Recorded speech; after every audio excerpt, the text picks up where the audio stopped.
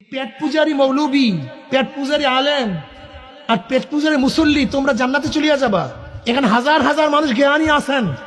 আমাকেই বলুন, আপনারা সবাই স্বীকার করছেন হুজুর, যতজন মানুষ আল্লাহকে সেজদা করে, এতজন মানুষ যদি অন্যায়ের মোকাবেলায় জবান খুলতো, তাহলে একটা অন্যায় থাকতো তো অন্যায় আছে আপনার জবান না খোলার কারণে। কাজে অন্যায়কারী আপনি, আপনি অন্যায়কারী, আপনি অন্যায়কারী, কোনো সন্দেহ নাই। আপনি গঙ্গা শয়তান, সাকিব হককে শয়তান।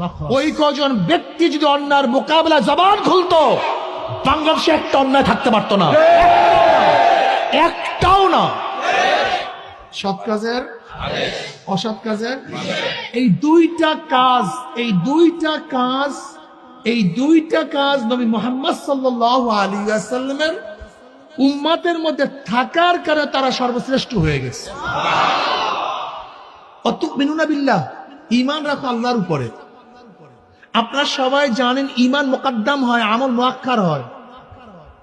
ঈমান আগে হয়, আমল পরে হয়। ঈমান ব্যতীত আমলের কোনো দাম নাই।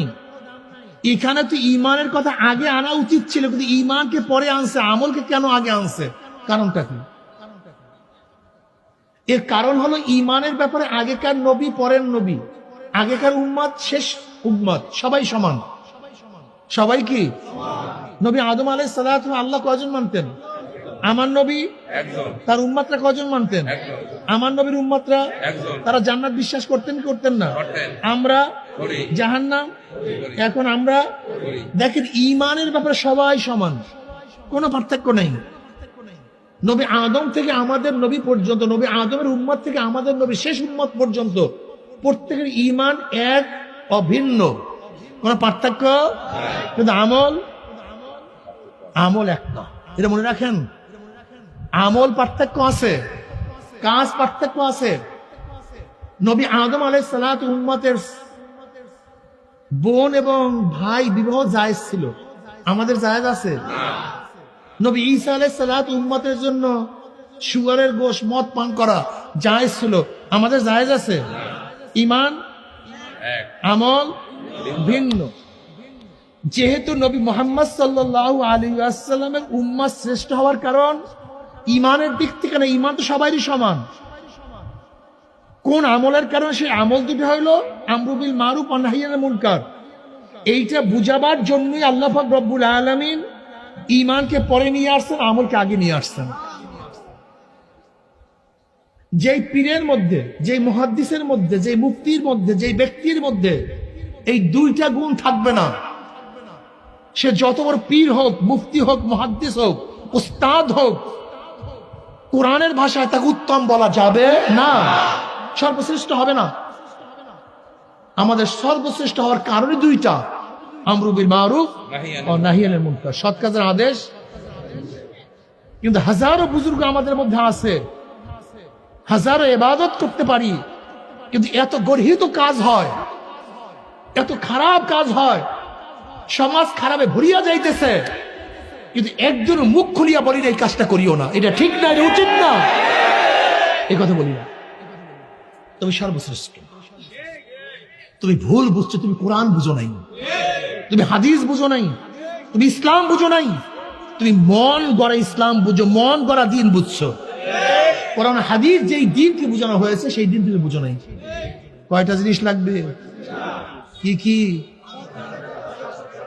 সৎ কাজের আদেশ, অসৎ কাজের নিষেধ। অসৎ কাজের নিষেধ করবেন কি? নবী আলাইহিস সালাতু ওয়াস সালাম ফরমান, ওয়া আবি সাঈদ খুদরি রাদিয়াল্লাহু তাআলা قال قال রাসূলুল্লাহ সাল্লাল্লাহু আলাইহি ওয়াসাল্লাম, মান রাআ মিনকুম মুনকারান ফালিয়ুগাইয়ির বিয়াদিহি ফাইন লাম ইয়াসতাতি বিলিসানিহি ফাইন লাম ইয়াসতাতি বিকলবিহি ওয়া যালিকা আযাফুল ঈমান। রাহু মুসলিম। যদি গর্হিত কাজ দেখো, খারাপ কাজ দেখো, শক্তি থাকলে শক্তি দিয়ে পরিবর্তন করে দাও। যেরকম সন্তান অন্যায় করতেছে, ইসলাম বিরোধী কাজ করতেছে, নসিহাত না, প্রেসার, শক্তি, ফের তোকে ফেরতে হবে, বাদ দে, তোকে বাদ দিতে হবে, শক্তি প্রয়োগ কর। যেহেতু শক্তি আছে ছেলের উপরে, গোলাম খান খারাপ কাজ করে, নসিহাত না, প্রেসার ক্রিয়েট করে। জনগণ খারাপ কাজ করে, প্রাইম মিনিস্টার নসিহাত করবে না, বরং কি প্রয়োগ করবে? ক্ষমতা, শক্তি প্রয়োগ করে তারপরে পরিবর্তন করে দাও। যদি সেই শক্তি না থাকে, জবান দিয়ে এমন ভাবে বলো, মুখ দিয়ে এমন ভাবে বলো যেন পরিবর্তন হয়ে যায়। জবান দিয়ে বললে পরিবর্তন হয় না। মনে আছে থেমিস মূর্তি হাইকোর্টের সামনে স্থাপন করা ষড়যন্ত্র চলছিল, জনগণ জবান খুলছে, পারছে না। অবৈধ মহিলা নীতি বাস্তবায়নের চেষ্টা চলছিল, জবান খোলার পরে পারছে না। ফতুয়াকে বন্ধ করার ষড়যন্ত্র চলছিল, জবান খোলার পরে পারছে না। তসলিমা শয়তান দেশে থাকতে পারছে না। কি করার কারণে? জবান খোলার কারণে। জলে বলেন, জবান খোলার কারণে। কি বুঝলেন? কথা বলেন এখন। কি ঘুমায় পড়ছেন নাকি? কি বুঝলেন? জবান খুললেও না কাজ হয় না। আপনি জবান খুলেন না কেন? কারণটা কি? আপনি কেন জবান খুলছেন না? বলতেছি কেন খুলছেন না, কেন খুলছে না বলতেছি,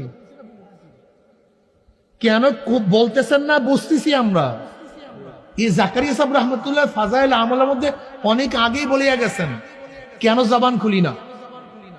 এর কারণটা কি? জবান খুললে কাজ হয়। সবাই কিন্তু জবান খুলে না, এইমাত্র যেইগুলি কাজ হয়েছে জবান খোলার কারণে সমস্ত বাংলাদেশের জনগণ কিন্তু জবান একটা অংশ। আমি আল্লাহর কসম করে বলতে পারি, বাংলাদেশের যত জনগণ আল্লাহকে সেজদা করে, যারা আল্লাহকে সেজদা করে না সব বাদ। যারা আল্লাহকে সেজদা করে, যেই কয়জন আল্লাহকে সেজদা করে, যেই কয়জন ব্যক্তি আল্লাহকে সেজদা করে, ওই কয়জন ব্যক্তি যদি অন্যায়ের মোকাবেলা জবান খুলতো, বাংলাদেশে একটা অন্যায় থাকতে পারতো না, একটাও না। এই ব্যাপারে দ্বিমত পোষণ করার কেউ আছেন? আমাকে বলেন একজন লোক দেখা যান তো। বাংলাদেশের যতজন লোক আল্লাহকে সেজদা করে, এই কয়জন লোক যদি অন্যায়ের মোকাবেলা জবান খুলতো, তাহলে বাংলাদেশে অন্যায় থাকতো না। তাই এই অন্যায় জিয়াই রাখছে কারা? এখন বলেন তো, কথা বলেন আপনারা। তার দায়িত্ব কে নেবে? হিসাবটা সবাই মুসল্লি, জান্নাতে চলে যান সবাই, সব পেট পূজারি। পেট পূজারি, এই পেট পূজারি মৌলবী, পেট পূজারি আলেম আর পেট পূজারি মুসল্লি, তোমরা জান্নাতে চলিয়া যাবা।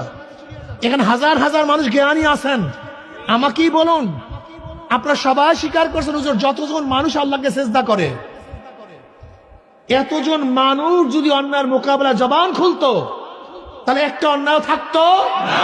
তো অন্যায় আছে আপনার জবান না খোলার কারণে।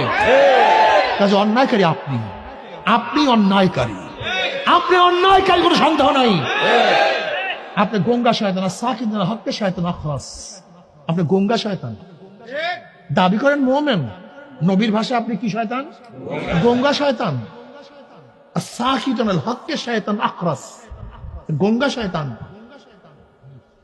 তাহলে আমরা সবাই একমত যে জবান খুললে অন্যায় দূর হয়ে যায়, কিন্তু এরপরে জবান না খোলার কারণটা কি? পেট আর পিঠ। যারা বলেন কি? চাকরি থাকবে, দাওয়াত পাবো, সম্মান ইজ্জত, আর কিচ্ছু না। এই যত মাসালা বলেন, যত মোরামুরি ঘষাঘষি, সব কিছুর পিছনে কি? এই পেট আর পিঠ। খাবো কি? আমাকে মারবে, আমাকে শাস্তি দিবে, জেলে দিবে।